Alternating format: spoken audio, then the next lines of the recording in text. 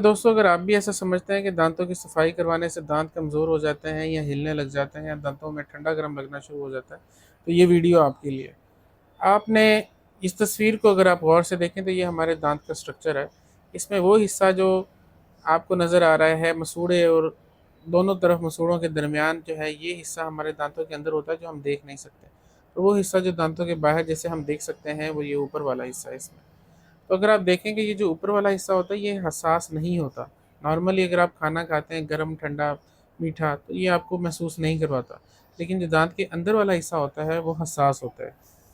तो जब आप खाना खाते हैं और ब्रश नहीं करते तो खाने की तह इस मसूड़े और दांत के दरमियान जो जंक्शन है वहाँ पे जमना शुरू हो जाती है वक्त के साथ साथ।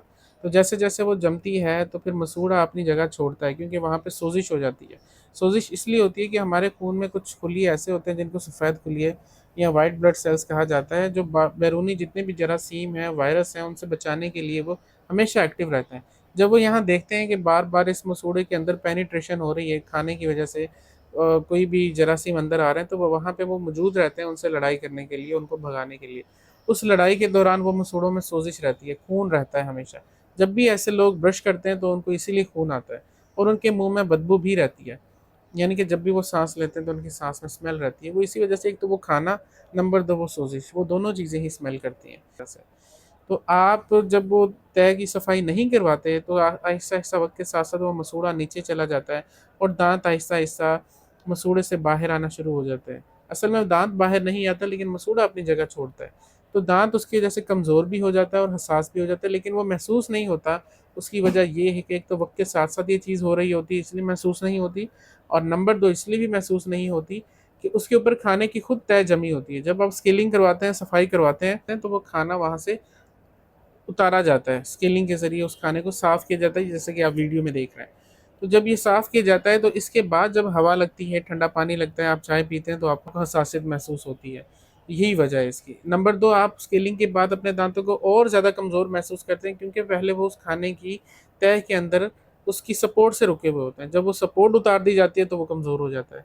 तो इसलिए सफाई अगर आप इसलिए नहीं करवा रहे कि जी खाने की तह जमी रहे, अगर हम सफाई नहीं करवाते तो अच्छा है, ना हमें हसासियत हो रही है, ना हमारे दाँत हिल रहे हैं, तो ये आप एक ऐसे गुब्बारे में जो फटने वाला है, क्योंकि ये आहिस्ता-आहिस्ता मसूड़ा हिलता हुआ अपनी जगह से बाहर खुद ब खुद आपके हाथों में आ जाएगा। सामने ये 2-3 दाँत, 4 दाँत इस तरह बिल्कुल बहुत जल्दी ही एक बाय एक दूसरे के आगे पीछे ही निकल जाएँगे, फिर दाढ़ें हिलने लग जाएँगे। तो इसकी जब सफाई करवाएँगे और आप तब जब इसका इलाज करवाएँगे तो वो इलाज आपको महँगा भी पड़ेगा और उसका वो फ़ायदा भी नहीं होगा। लेकिन अगर आप वक़्त के साथ, वक़्त से पहले हर 6 महीने में अगर आप अपना चेकअप करवाते हैं, और अगर ऐसी सिचुएशन है कि उसकी सफाई की ज़रूरत है, आपका डेंटिस्ट आपको बताता है, तो आप लाज़मी उसकी सफाई करवाएँ ताकि आप उस नुकसान से बचें। अपने असली दाँत को, अपने ओरिजिनल दाँत को, अपने अल्लाह के दिए हुए दाँत को आप ज़ाया ना कर सकें। क्योंकि जो मस्नूई दाँत है, उसमें वो ताकत, उसके अंदर वो सेंस नहीं होता जो हमारे कुदरती दाँतों में होता है। कुदरती दाँत आपकी टच को भी महसूस करता है कि आपने कोई चीज़ टच की है, जबकि आपके जो आर्टिफ़िशियल दाँत होते हैं वो इन चीज़ों को महसूस नहीं कर पाते, ना खाने में वो टेस्ट दे पाते हैं जो आपके कुदरती दाँत होते हैं।